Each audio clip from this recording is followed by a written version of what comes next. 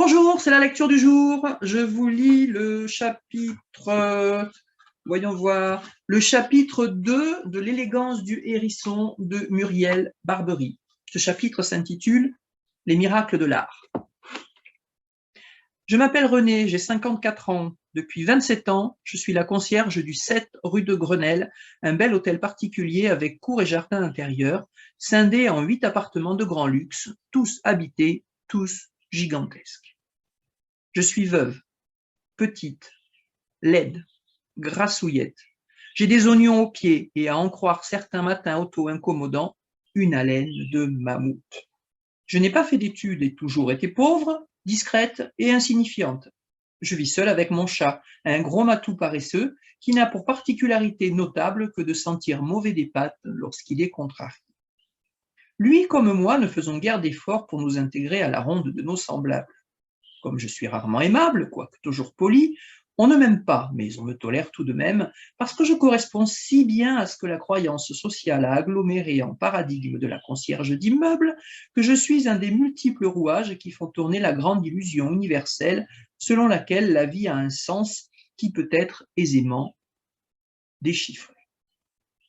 Et, puisqu'il est écrit quelque part que les concierges sont vieilles, laides et revêches, il est aussi gravé en lettres de feu au fronton du même firmament imbécile que les dites concierges ont des gros chats velléitaires qui somnolent tout le jour sur des coussins recouverts de thé au crochet.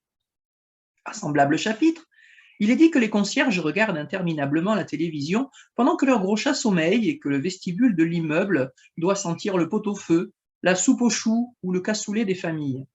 J'ai la chance inouïe d'être concierge dans une résidence de grand standing.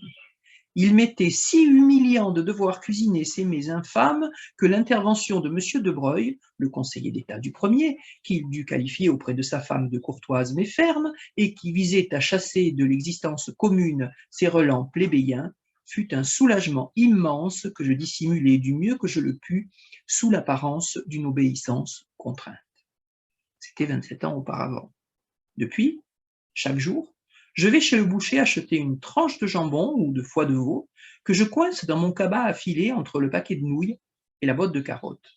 J'exhibe complaisamment ces victuailles de pauvre, rehaussées de la caractéristique appréciable qu'elles ne sentent pas, parce que je suis pauvre dans une maison de riches, afin d'alimenter conjointement le cliché consensuel et mon chat, Léon, qui n'est gras que de ces repas qui auraient dû m'être destinés et s'empiffre bruyamment de cochonailles et de macaronis au beurre, tandis que je peux assouvir sans perturbations olfactives et sans que personne n'en suspecte rien mes propres inclinations culinaires.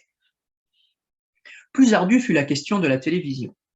Du temps de mon défunt mari, je m'y fis toutefois, parce que la constance qu'il mettait à la regarder m'en épargnait la corvée.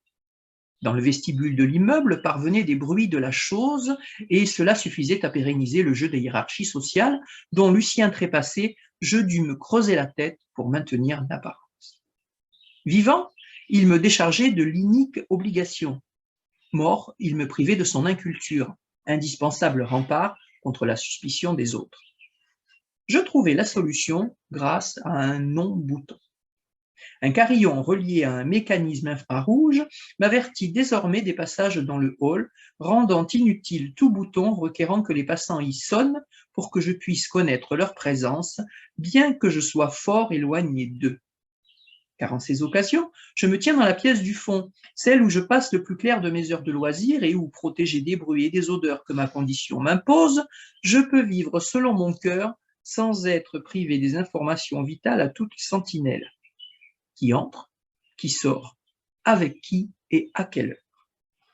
Ainsi, les résidents traversant le hall entendaient les sons étouffés par quoi on reconnaît qu'une télévision est en marche et, en manque plus qu'en vaine d'imagination, formaient l'image de la concierge vautrée devant le récepteur.